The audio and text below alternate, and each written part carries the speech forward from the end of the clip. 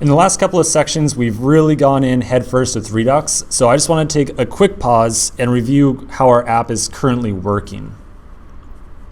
So this is a pretty complicated diagram of exactly what's happening inside our application right now. Let's break this down and walk through it step by step. First, when our app first boots up, Redux creates a new store, right, with that create store call, using the libraries reducer. The instant the store is created, it runs this reducer one time. So we get a piece of state called libraries, which is an array containing a list of objects. The reducer itself, when it runs, returns that array of objects, and each object represents one library that we eventually want to show up on our screen. Next, after we create the store, we pass it to the provider as a prop, where it's going to sit for the rest of the lifespan of our application. The provider is a React component that aids in communication between React and Redux. Next, the app component is rendered to the screen, which in turn renders the library list component. The instant that the library list component is about to render or about to appear on the screen, the connect function, which we just added in, so that connect helper right here, boots up and it says, okay, time for me to do my thing. The component that I'm wrapping is about to render. The connect function then reaches back up to the provider and says, hey, please give me access to whatever your current state is. Just let me know what your state is. The provider gives up the state that is contained within the store, and then the connect tag pumps it down into the library list after filtering it through map state to props. Okay, so again, that's a lot of steps right there. Let me just break that down one more time.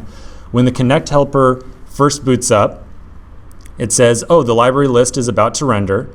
The connect helper goes up to the provider, says, can I have access to state? The provider says, sure, here you go.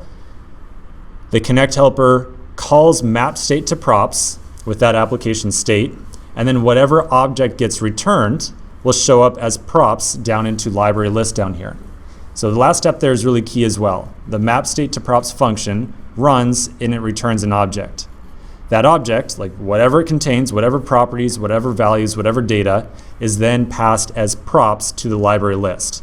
And that was the last step that we just verified inside of here, right? We console logged this.props and we saw that it contained this object right here, an object with a key of libraries and a value of the libraries that existed inside of our state.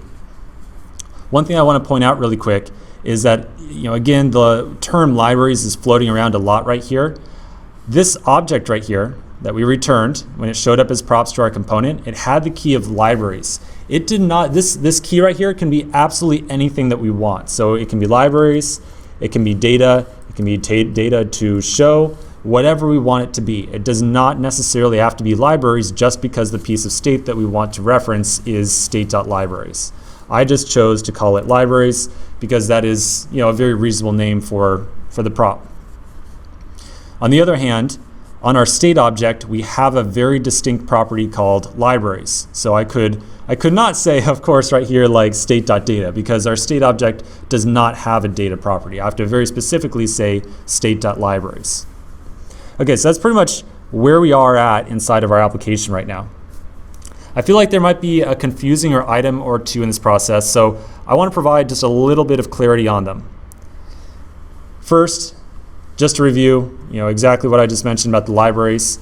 And second, the second interesting piece I want to draw your attention to here is that our reducer had produced some amount of state inside our app, even though we did not dispatch an action, right? So when our app first booted up and we console logged our state inside of map state to props, and then we later console logged it inside of our function right here, this libraries piece of state that came from our reducer, our library reducer over here, already had some data inside of it. So when our Redux application first boots up, it will automatically run all the registered reducers to accumulate some amount of initial state. So we always have to design our reducers assuming that they will be called like over and over and over again and at random points at time. So that's why that whole type system that we saw earlier is so important.